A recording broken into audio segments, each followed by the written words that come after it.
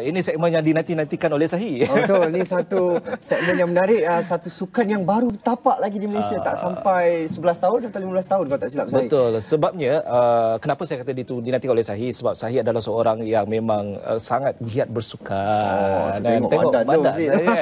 Macam saya dah lama tak sukan, jadi itulah saya berikan ruang ini kepada anda untuk lebihkan soalan kepada tetamu. Okey, dua tetamu istimewa kita hari ini yang harus kita kongsikan sama. Silakan. Okey, kita ada Mr. Eric Acker. Yes. And Mr. Brian O'Connor. Yes. Welcome to Selamat Pagi Malaysia. Thank you very much. All right. Okay, let me start with this fit touch. We're going to talk about the fit touch at this segment. Can you just give a simple profile what actually the meaning of fit touch is? Yes, the game started in the early 1960s in Australia as a social game and as a warm-up technique for the rugby league players. Okay. And so the sport grew, and the federation was established in 1986 because we had more and more countries playing touch. And today we have 47 countries as members. We have 2 million players around the world. Yes. Wow, that's a lot. And we have also other countries that are not yet our members, but are knocking at the door. So we have organized already 8 World Cup, and we are going to organize the 9th edition of the Touch World Cup in Malaysia. I see. Between the 29th of April and the 4th of May. How the feedback for the Malaysian peoples on this sport? How actually the involvement? Maybe you can, Brian. It's a game that's growing across the country. Okay. It's because of its very nature. It's a non-contact, minimal contact sport. Okay. So it's basically seen as a fun game. Okay. If it's not fun, we don't do anything. So it's a fun game. It's a run, catch and pass game. It's quite dynamic. How do you play it? Catch, okay. Well, it's a run, catch and pass game. It's based on the sport of rugby league. Rugby league is a full contact code. Yeah. And that is where you are running, catching and passing, and you're getting tackled to the ground. It's a full contact game and quite, you know. So at the end of the day, touch is based on that. Rather than getting tackled 6 times, you touch the ball or touch the body? You get touched 6 times. Touch the body. Touch the ball carrier. Yeah, touch the ball carrier. It's a run, catch and pass game, and just due to the very nature, as I say, here in Malaysia, it's something that's growing very rapidly, and we're just excited to be here and grow the sport here, and obviously have the World Cup here to showcase the best in the world. Wow. Yes. Okay. So it's been played by 6 among 6, 6 versus 6. Yes. 6 players. 6 on 6, yeah, man. With 14 players in a team, maximum, and they can substitute at any single time, so it's quite inclusive. Other sports, sometimes they have their reserves sitting on the sideline waiting for half time or whatever. With touch, everybody's included. You and I might be a buddy. You're on, I'm on. You're on, I'm on, and it's fun for everybody. Okay, so this is the footage that we showed to the audience, right? Yes. So I can see the type of the ball. Is it the ball or that's a touch ball? Yes, and yes, this is being where we're playing on Datra and Merdeka. Oh, okay.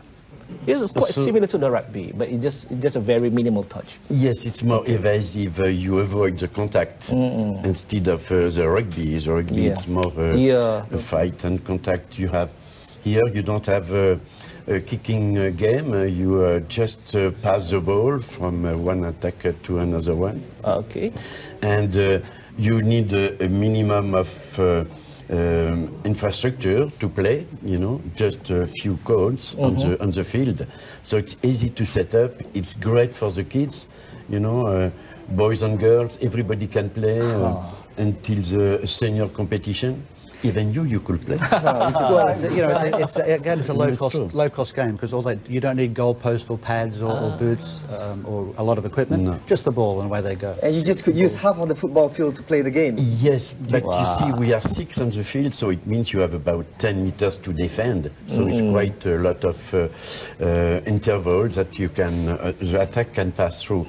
The objective is to score more tries than the opponent.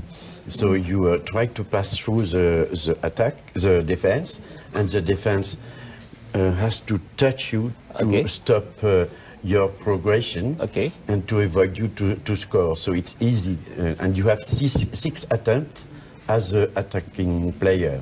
Okay, and that's after, very if you have not succeeds, it's the ball change hands. It's very much a rugby league game, getting tackled 6 times, getting touched 6 times, no kicking, no goalposts, etc. It's a little bit, a lot of people do refer to it here, especially in Asia, as because of the shape of the ball, as touch rugby, because they, it's run, catch and pass.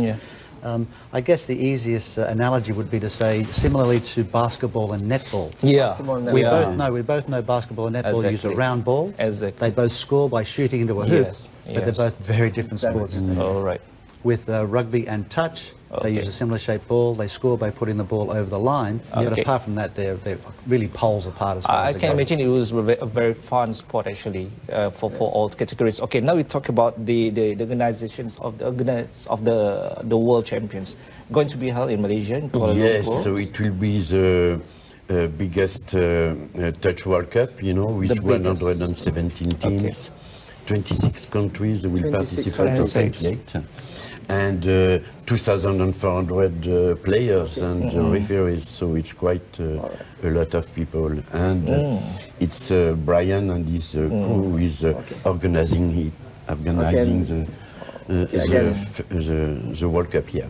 And Mr. Brian, how is it people are taking Fit Touch in Malaysia itself, and where can people find the clubs that are playing here? It's played socially pretty much in every state. The universities are our main target at the moment because they are the youth and they really want to get involved. It's played in competition here, mostly in the valley, and growing around in each state. We're looking to expand and engage more with the ministries and Ministry of Education.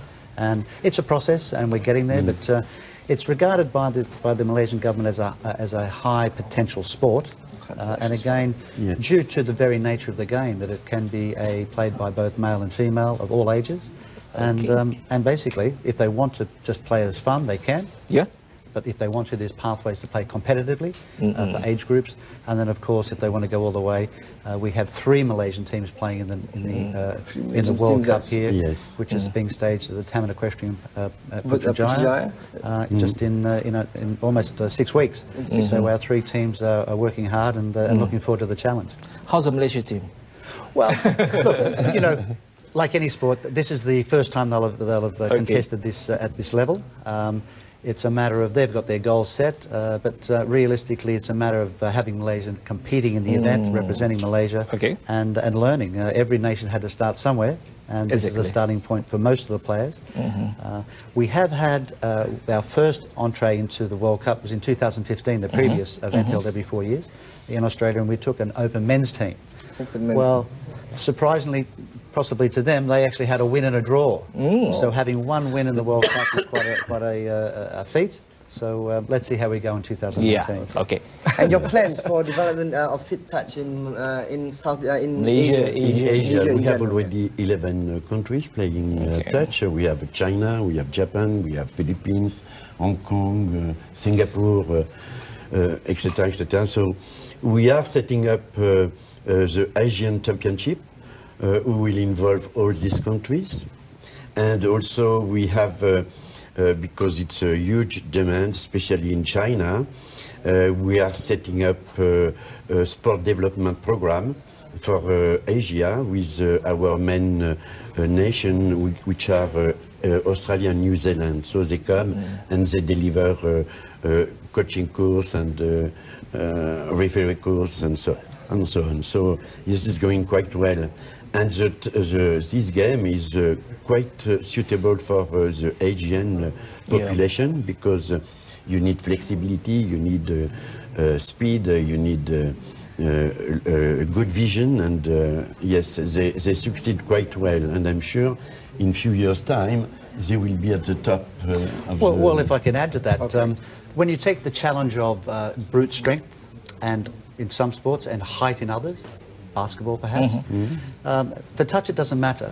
You don't need the brute strength, you don't need the height. It's more about the teamwork and agility. Teamwork, exactly. And an example of that whereby our Asian players and Asian nations can represent and play the more experienced and stronger Western nations is the fact that Singapore Open women have won 2 bronze medals, 3rd in the world. Wow. Yes. So they won a bronze medal in Scotland World Cup in 2011 and then backed that up again in 2015. Okay. So when you're playing against the more experienced nations like South Africa, Ireland, England, Scotland, France, Australia and New Zealand, to come in with a 3rd bronze medal in a World Cup, almost unheard of in a team sport. So I believe it's not just about the physical part; it's more on the spirit and it's the strategy and the teamwork. And Teamwork, as I say, exactly, Asians exactly. can compete against Western nations in this sport, and where it's a sport that's evolving rapidly in Asia. And who knows? And Maybe I we'll like have a it world because, champion. you know, you have a minimum contact, so it's good also for the youngest. Yeah. It's, no, but it's true. Okay.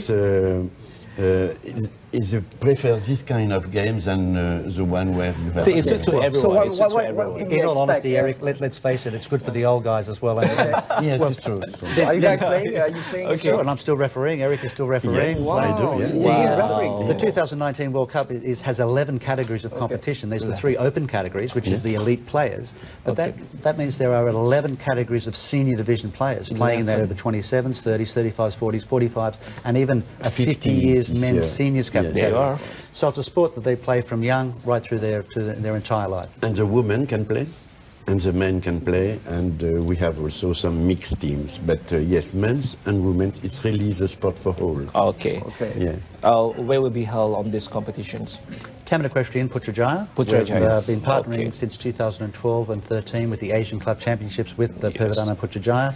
Okay. They've identified this sport as a sport for Malaysians, a sport for all, and have been supporting us since then. We're working with Taman Equestrian Park and Pervidana and Putrajaya to host the event. Okay. And it's been a very strong and solid relationship, and we're looking to continue it on. Exactly. Okay, so we'll Okay. be looking forward for the Fit Touch World Cup in April, I believe so. April, May. Yes, April, May. We invite you All right, thank you. Come along and have Invite a run. as a VIP or as a player? as VIP. Yes, Of course. Yes, okay. Thank you very much. It's an honor for us Okay, thank you for your time. organizing this as a Malaysia as a host for the international level. Thank you very much for coming with us. It's a pleasure. Okay. Okay. Thank you very much. Thank you. Thank you.